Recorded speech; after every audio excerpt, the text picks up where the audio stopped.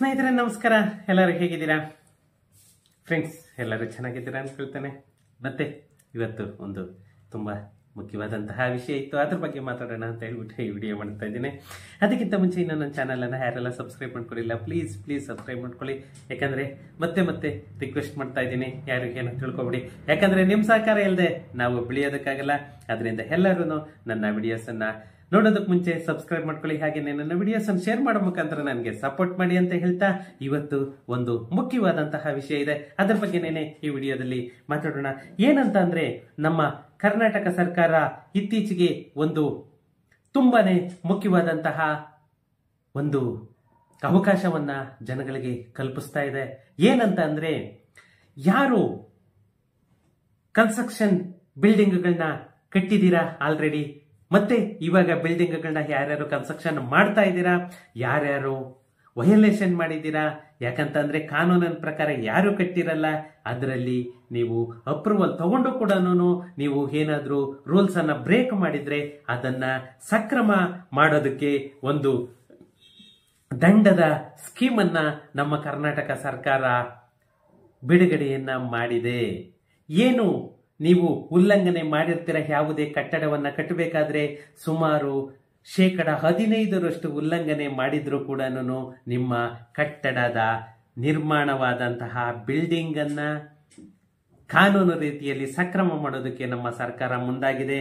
ಏನು ನಮ್ಮ ರಾಜ್ಯದ ನಗರ ಸ್ಥಳೀಯ ಸಂಸ್ಥೆಗಳ ವ್ಯಾಪ್ತಿಯಲ್ಲಿ ಕಟ್ಟಡ ನಿರ್ಮಾಣಕ್ಕೆ ಪರವಾನಗಿ ಏನು ಅಪ್ರೂವಲ್ ಅನ್ನೋದು ಪಡೆದು ಕೂಡ ನೀವು ಷರತ್ತನ್ನ ಉಲ್ಲಂಘನೆ ಮಾಡಿ ನಿರ್ಮಿಸಿರುವಂತಹ ಎಲ್ಲಾ ಕಟ್ಟಡಗಳಿಗೆ ದಂಡ ಪಾವತಿಸಿ ಪರಿಷ್ಕೃತ ನಕ್ಷೆ ನೀಡುವ ಸಂಬಂಧ ನಮ್ಮ ಕರ್ನಾಟಕ ಸರ್ಕಾರ ಆದೇಶವನ್ನ ಕೂಡ ಹೊರಡಿಸಿದೆ. ಯಾಕಂತ ಅಂದ್ರೆ, ಒಂದು ನಿಗದಿತ ದಂಡವನ್ನ ಪಾವತಿಸಿ ಪರಿಷ್ಕೃತ ನಕ್ಷೆಯನ್ನ ಒಂದು ಮಂಜೂರು ಮಾಡಿಕೊಡೋದಕ್ಕೆ ನಮ್ಮ ಸರ್ಕಾರ ಬದ್ಧವಾಗಿದೆ.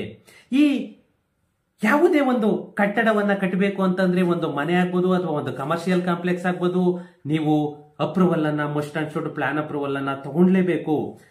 ತಗೊಂಡು ಕೂಡ ನೀವು ರೂಲ್ಸ್ ಅನ್ನ ಬ್ರೇಕ್ ಮಾಡಿದ್ರೆ ಅದನ್ನ ನೀವು ಅಕ್ರಮ ಅಂತಂದೇಳಿ, ಅನಧಿಕೃತ ಅಂತ ಹೇಳಿ ಗವರ್ನಮೆಂಟ್ ಏನ್ ಇದ್ ಮಾಡುತ್ತೆ ಅದನ್ನ ಇವಾಗ ನೀವು ಸಕ್ರಮ ಮಾಡ್ಕೊಳ್ಬಹುದು. ಹೇಗೆ ಅನ್ನೋದನ್ನ ಈ ವಿಡಿಯೋದಲ್ಲಿ ಸಂಪೂರ್ಣವಾಗಿ ನೋಡೋಣ.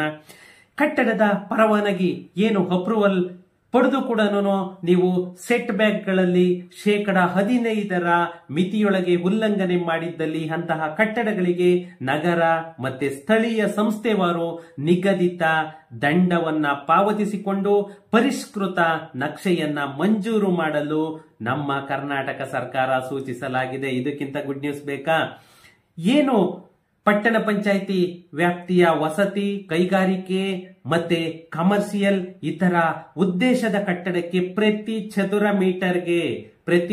ಮೀಟರ್ಗೆ 1,000 ರು, ವಾಣಿಜ್ಯ ಕಟ್ಟಡಕ್ಕೆ 1,500 ರು, ರೆಸಿಡೆನ್ಸಿಯಲ್ಗಾದ್ರೆ 1,000 ಚದುರ ಮೀಟರ್ಗೆ, ಕಮರ್ಷಿಯಲ್ ಆದ್ರೆ ನಿಮ್ಗೆ 1,500 ರೂಪಾಯಿ 1 ಚದುರ ಮೀಟರ್ಗೆ, ಏನು ಸ್ಕ್ವಯರ್ ಮೀಟರ್ ಅಂತ ಹೇಳ್ತೀವಿ ಅದಕ್ಕೆ. ಪುರಸಭೆ ವ್ಯಾಪ್ತಿಯಲ್ಲಿ ಕ್ರಮವಾಗಿ ಅಂತಂದ್ರೆ 1,200 ರೂಪಾಯಿ ಮತ್ತೆ 1,800 ರೂಪಾಯಿ, 1,200 ರೂಪಾಯಿಂದ 1,800 ರೂಪಾಯಿವರೆಗೂ ಪುರಸಭೆ ಲಿಮಿಟ್ ಅಲ್ಲಿ. ಏನು ಈ ನಗರಸಭೆಗಳ ವ್ಯಾಪ್ತಿಯಲ್ಲಿ ಬರುತ್ತೆ ಅದಕ್ಕೆ 1,500 ರೂಪಾಯಿಂದ 2,250 ರೂಪಾಯಿ, ಮತ್ತೆ ಮಹಾನಗರ ಪಾಲಿಕೆಗಳ ವ್ಯಾಪ್ತಿಯಲ್ಲಿ ಕ್ರಮವಾಗಿ 2,000 ರೂಪಾಯಿಯಿಂದ 3,000 ರೂಪಾಯಿ ದಂಡವನ್ನ ನಿಗದಿಗೊಳಿಸಲಾಗಿದೆ.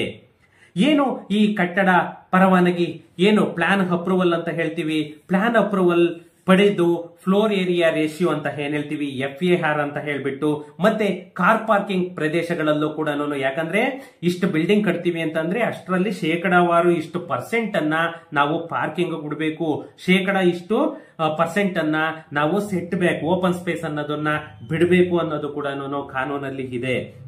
ಈ ಪಾರ್ಕಿಂಗ್ ಮತ್ತೆ FAR ಇದರಲ್ಲಿ ಉಲ್ಲಂಘನೆ ಪ್ರಕರಣಗಳಲ್ಲಿ ಪಟ್ಟಣ ಪಂಚಾಯಿತಿ ವ್ಯಾಪ್ತಿಯಲ್ಲಿ ಕಾರ್ ಪಾರ್ಕಿಂಗ್ ಉಲ್ಲಂಘನೆಗೆ 5,000 ಮತ್ತೆ FAR ಉಲ್ಲಂಘನೆಗೆ ಚದುರ ಮೀಟರ್ ಮತ್ತೆ ವಸತಿ, ಕೈಗಾರಿಕಾ ಇತರ ಪ್ರದೇಶದ ಕಟ್ಟಡಗಳಿಗೆ 1,000 ರೂಪಾಯಿಯನ್ನ ನಿಗದಿಪಡಿಸಲಾಗಿದೆ.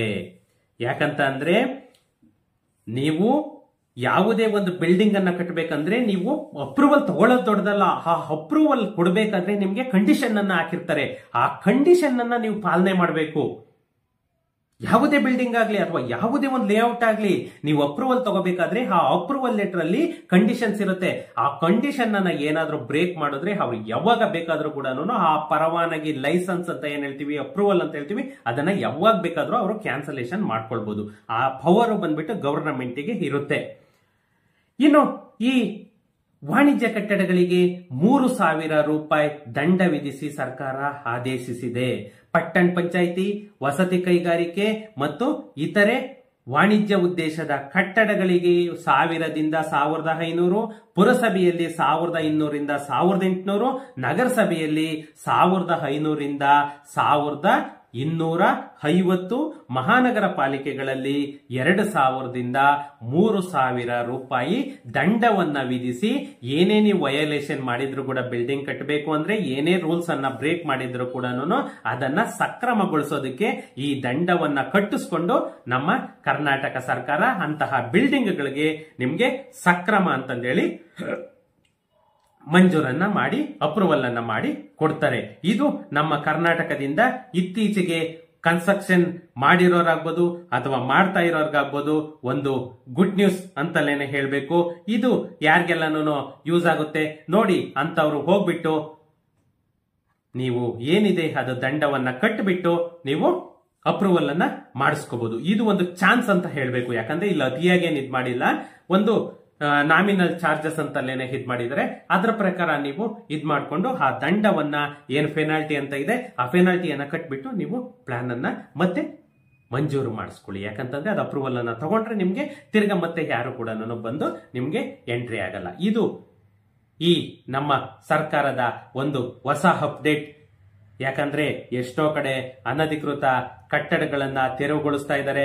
ಅದಕ್ಕೆ ಯಾರು ಕೂಡ ಕಾಲಾವಕಾಶವನ್ನ ಕೊಡಬೇಡಿ. ಯಾಕಂತಂದ್ರೆ ಒಂದು ಸಾರಿ ಹೋಯ್ತು ಅಂತಂದ್ರೆ ಮತ್ತೆ ತುಂಬಾನೇ ಕಷ್ಟ ಪಡ್ಕೊಳ್ಳೋದು. ಆದ್ರಿಂದ ಯಾರು ಕೂಡ ಅಲ್ಲಿವರೆಗೂ ಕೂಡ ಬಿಡೋದಕ್ಕೆ ಹೋಗ್ಬೇಡಿ. ಏನಿದೆ ಅದು ಪೆನಾಲ್ಟಿ ಕಟ್ಬಿಟ್ಟು ಎಲ್ಲರೂ ಕೂಡ ಸಕ್ರಮ ಮಾಡಿಸ್ಕೊಳ್ಳಿ. ಓಕೆ ಫ್ರೆಂಡ್ಸ್, ಸಿಗೋಣ ನೆಕ್ಸ್ಟ್ ವಿಡಿಯೋದಲ್ಲಿ. Thank you.